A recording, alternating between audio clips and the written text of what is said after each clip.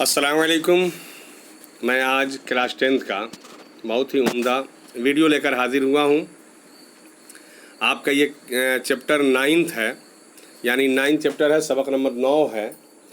हिंदुस्तानी आइन के मेमार डॉक्टर भीमराव अंबेडकर, यानी डॉक्टर भीमराव अंबेडकर हमारे हिंदुस्तान के जो कानून हैं उसके मेमार थे। उनके बारे में आपको पढ़ना है। इसमें से आप ज़रूर सबक पढ़ लें और सब्सक्राइब करते चलें और दोस्तों तक शेयर करते रहें। ये ज़रूर सबक पढ़ें क्योंकि इसमें से बहुत ही ज़्यादा क्वेश्चन आता है आपको। तो सबक हम शुरू करते हैं कि हिंदुस्तान के अक्सरियती समाज में कुछ लोग पसमानदा तबके के माने जाते हैं। पसमानदा कहते हैं निचले तबके का, जिसे आप ST कह सकते हैं, है ना, वही उसे पसमानदा तबके कहते हैं, यानी नीचे वाले तबके।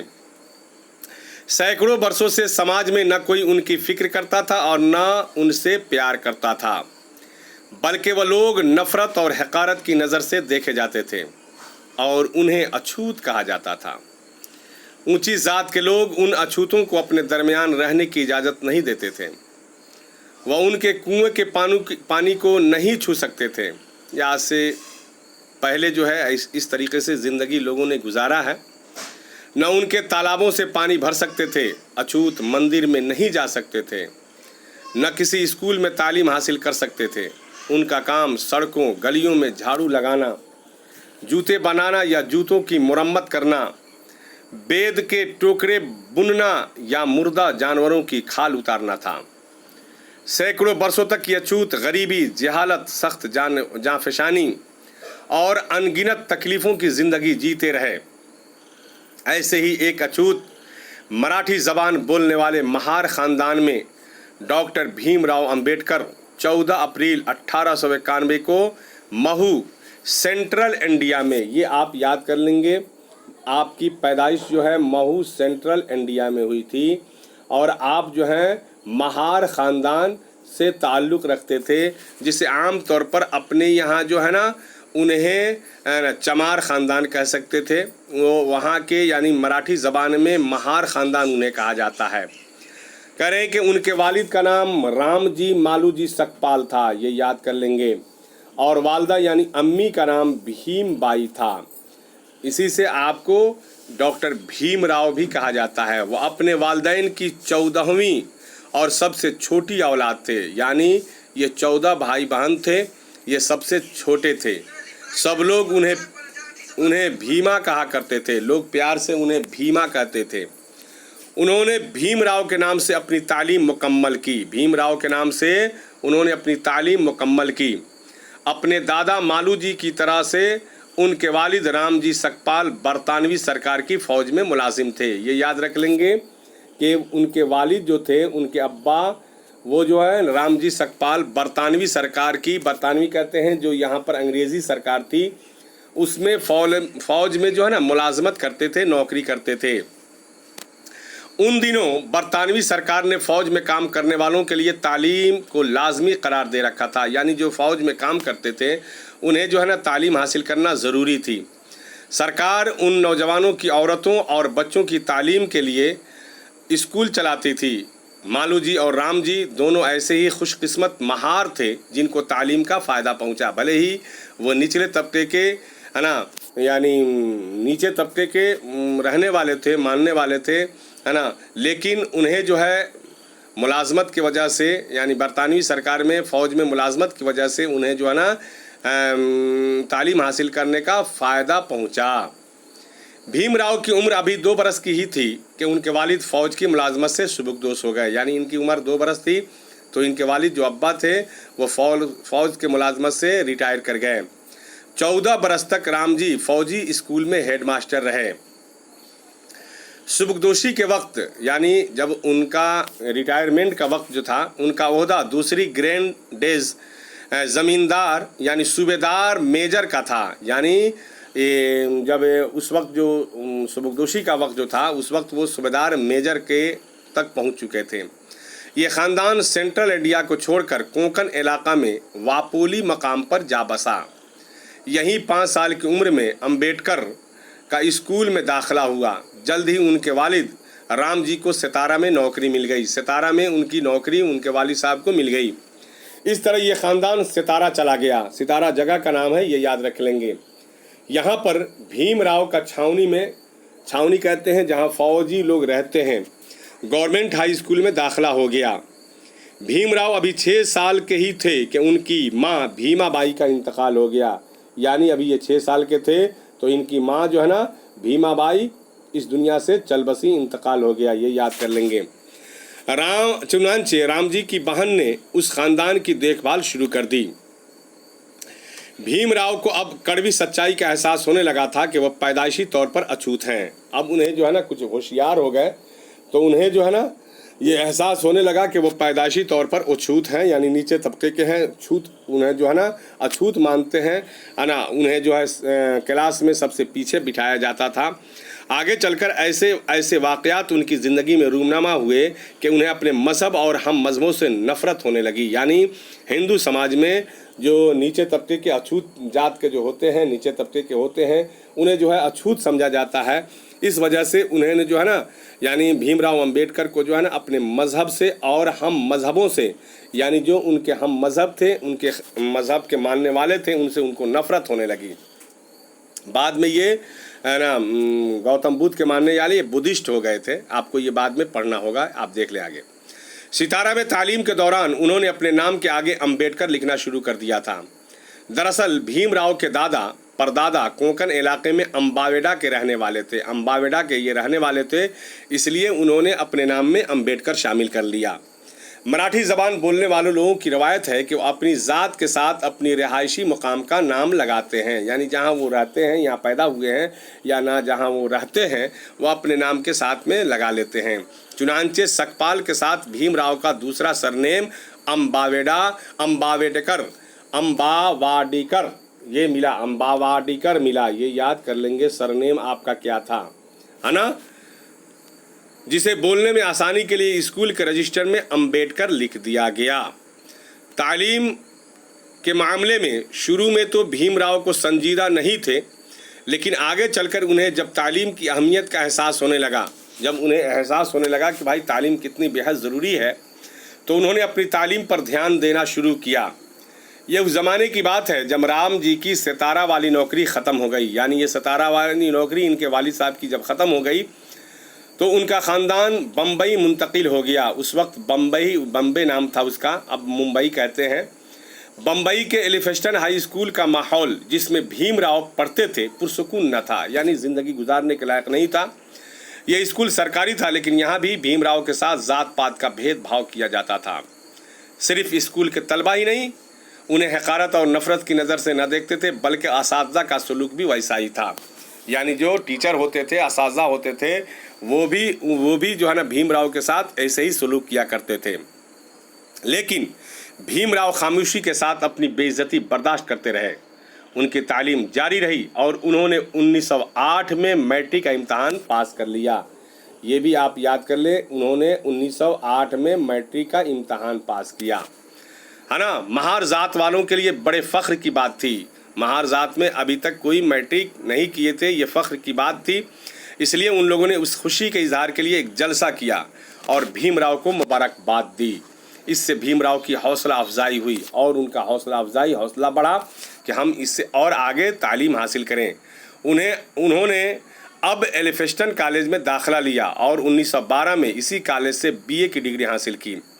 उसके बाद बड़ौदा स्टेट से तालीमी वजीफ़े पर व आला तालीम करने के लिए अमेरिका चले गए। यानी बड़ौदा स्टेट से उन्हें जो है ना वजीफ़ा मिलने लगा। वजीफ़ा समझ रहे ना, स्कॉलरशिप जो मिलता है बच्चों को, तेज़ जो बच्चे होते हैं, है ना, वो अमेरिका चले गए उस वजीफ़े पर और कोलंबिया यूनिवर्सिटी में दाखिला लिया। उन्होंने माशियात में इसी यूनिवर्सिटी से एमए पास किया। उसके बाद 1916 में पीएचडी की डिग्री हासिल की। इसी साल वह इंग्लैंड चले गए और लंदन स्कूल ऑफ इकोनॉमिक्स में दाखिला ले लिया। ये सब आप याद कर लेंगे। मैं इंशाल्लाह इसका दूसरा वीडियो मैं क्वेश्चन आंसर के साथ बना दूंगा। जो इम्पोर्टेंट क्वेश्चन है मैं वैसे निशान लगा रहा हूँ, इससे आप देखते रहेंगे। उसी के साथ ही वह इकोनॉमिक्स में एमएससी और बैरिस्ट्री की तैयारी करते रहे। लेकिन 1917 में उनका ये तालीमी सिलसिला उस वक्त रुक गया जब बड़ौदा स्टेट से मिलने वाला वजीफ़ा जो एक ख़ास मुद्दत के लिए था बंद हो गया। जो वजीफ़ा उन्हें मिल रहा था वो बंद हो गया। नतीजतन उन्हें हिंदुस्तान वापस आ जाना पड़ा, यानी अमेरिका से वो हिंदुस्तान चले आए। हिंदुस्तान वापस आकर उन्होंने प्रोफेसर ऑफ कॉमर्स और इकनॉमिक्स की हैसियत से सीडी होम कॉलेज में मुलाजमत शुरू कर दी।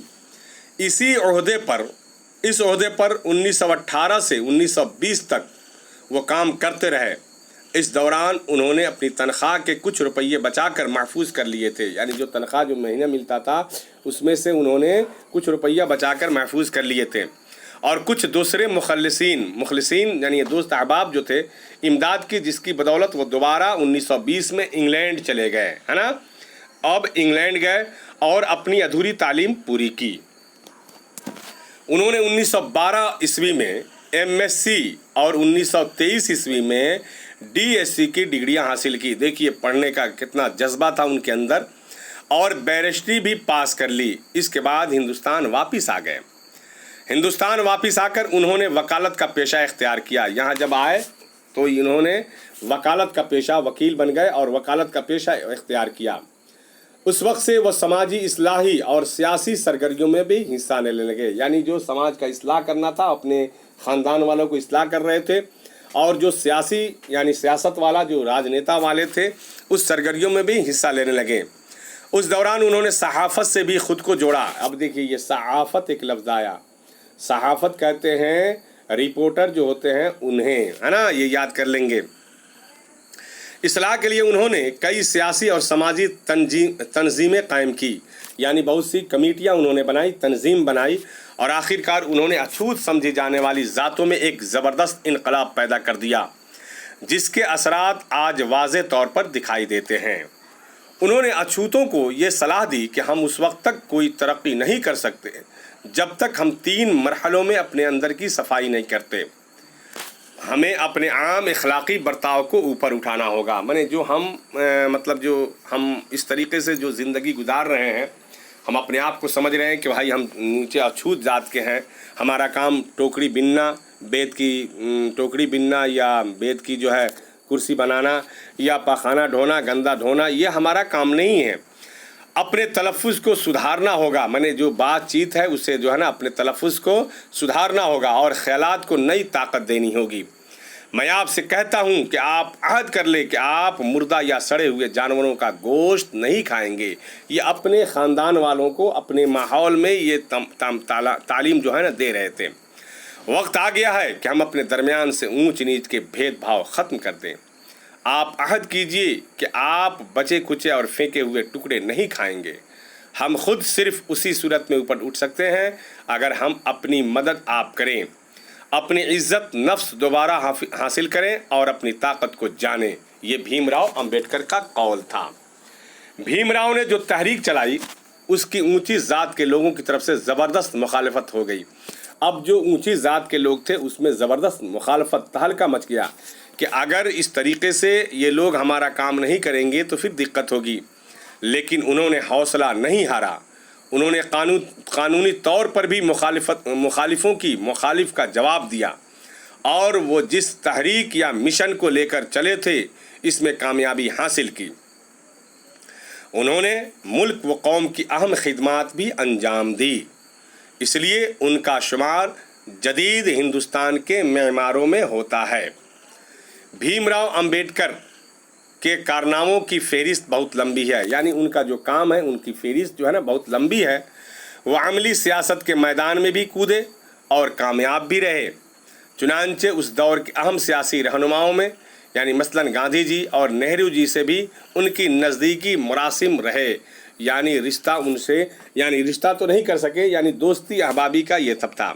चुनांचे आज़ादी के बाद जब मुल्क की आइन साजी का मरहला दरपेश आया, यानी हमें जब आज़ादी मिल गई, तो आज़ादी तो हमें मिल गई थी पहले ही, लेकिन जब आइन साजी का मरहला दरपेश आया, यानी 1945 में आज़ादी 1947 में हमें आज़ादी मिल गई थी, लेकिन अभी भी हमारे यहाँ का जो कानून नहीं बना था, दस्तूर नहीं बना था, जब आइन साजी का मरहला दरपेश आया तो दस्तूर साज कमेटी में वो सदर के ओहदे पर फायज किए गए, यानी दस्तूर बनाने की जो जिम्मेदारी दी गई थी वो सदर के ओहदे पर इनको फायज किया गया। यहाँ ये बात भी याद रखनी चाहिए कि जब उनकी उम्र 14 बरस थी और 5वें दर्जे के तालिब इल्म थे तो उनकी शादी 9 बरस की लड़की रामाबाई से हुई थी। इनकी बीवी का नाम रामाबाई है, ये भी याद कर लें। 9 बरस की उम्र में इनकी शादी हो गई थी। रामाबाई के इंतकाल के बाद उन्होंने एक ऊंची जात की तालीम याफ्ता खातून से शादी की। भीमराव अंबेडकर हिंदुस्तानी समाज में छुआछूत के रिवाज से बहुत ही बरहम और बेजार थे, यानी गुस्सा थे, इसलिए उन्होंने बुद्ध मज़हब कबूल कर लिया। बाद में इन्होंने जो है ना बुद्ध मज़हब को कबूल कर लिया। उनके इस कदम से मुतासिर होकर दूसरे अछूत तबका के लोगों ने भी कसीर तादाद में अपना मज़हब तब्दील कर लिया और बुद्धिस्ट हो गए। यानी इनके साथ और भी जो इनके ज़ात वाले ख़ानदान वाले थे वो भी जो है ना अपना मज़हब तब्दील कर लिए, बदल लिए और बुद्धिस्ट हो गए। आगे चलकर वह सिर्फ अछूतों के रहनुमा ही नहीं रहे बल्कि हिंदुस्तानी कौम के रहनुमा समझे जाने लगे। वह बुद्ध मज़हब के मानने वालों में भी एहतराम की नज़र से देखे जाने लगे। मजहबी तकारीब, जो मजहबी जलसा होता था, कॉन्फ्रेंस होता था, उसमें भी जाते थे और तकारीर के सिलसिले में उन्हें इन ममालिक से भी दावतनामे मिलने लगे जहाँ बुद्धों की काफ़ी तादाद है, यानी बुद्धिस्ट जो जहाँ रहते हैं वहाँ से भी उनको दावत मिलने लगा। बहुत सारे एजाज़ात से भी नवाजे गए, उन्हें जो है ना बहुत सारे अवार्ड भी दिए गए। जैसे ये हिंदुस्तान के सबसे बड़े एजाज़ भारत रत्न से नवाजे गए, ये भी याद कर लेंगे कि उन्हें जो कौन सा एजाज़ मिला, भारत रत्न से भी नवाजे गए। आखिर 5 दिसंबर 1956 की रात डॉक्टर भीमराव अंबेडकर सोने के लिए बिस्तर पर गए तो नींद ही में वफात पा गए। बुद्ध धर्म वालों के लिए कहते हैं कि उन्हें निर्वाण मिल गया, ये भी आप याद कर लेंगे। बुद्ध धर्म वाले में निर्वाण माने आमतौर पर तो कहा जाता है उन्हें जन्नत मिल गया, ये कह लीजिए अपने। डॉक्टर बाबा साहब भीमराव अंबेडकर ने ज़िंदगी भर अनथक कोशिशें की। उनका मकसद था कि पसमानदा तबकात को बेदार करना, उठाना और हिंदुस्तानी समाज में बराबरी और भाईचारगी का पैदा करना। डॉक्टर अंबेडकर ने हमारे मुल्क को वह दस्तूर दिया जो मज़हब, ज़ात, अक़ीदा और जिन्स के इम्तियाज़ को ख़त्म करता है, यानी फ़र्क को ख़त्म करता है कि कोई मज़हब आपस में बैर नहीं सिखाता, ऊंच नीच की तालीम नहीं देता है, कोई ज़ात, कोई अक़ीदा अलग नहीं है और तहैया करता है कि मुल्क के तमाम लोगों को यकसा मौक़े फ़राहम करेगा। ये दस्तूर मर्द के दरमियान और औरत और मर्द के बीच मसावात कायम करता है। मसावात माने बराबरी। इसमें आम लोगों को शादी, ब्याह, तलाक, गोद लेने, वरासत और तालीम के हुकूक दिए गए हैं। इस तरह भीमराव अंबेडकर ने हिंदुस्तान की दस्तूर साजी में एक अहम और तारीख़ी किरदार अदा किया। अलावा अज़ीं दस्तूर हिंद में सेकुलरिज्म का तस्वुर पेश करके हिंदुस्तान के कसीर मजहबी, यानी हिंदुस्तान जो है ना कसीर मजहबी, यहाँ बहुत से मज़हब के मानने वाले हैं और कसीर लिसानी यानी बहुत सी यहाँ ज़बानें बोली जाती हैं। यहाँ हज़ारों ज़बानी बोले जाती हैं और तमाम ज़बान इस तरीक़े से बोली जाती हैं, सब लोग आपस में मिलजुल कर रहते हैं। माशरे में मसावात पैदा करने की कामयाब कोशिश की जो हिंदुस्तानी जमहूरियत के रोशन मुस्तकबिल की ज़ामिन है। यह आपका सबक हो गया।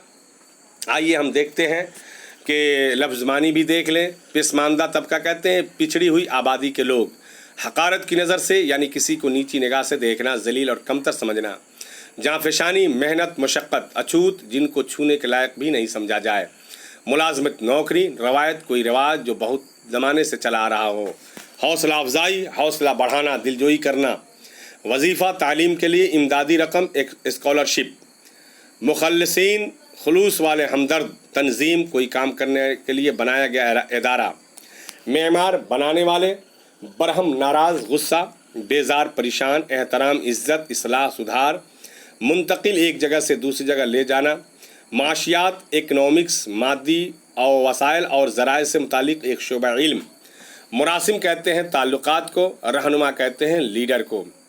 आपने ये पढ़ लिया।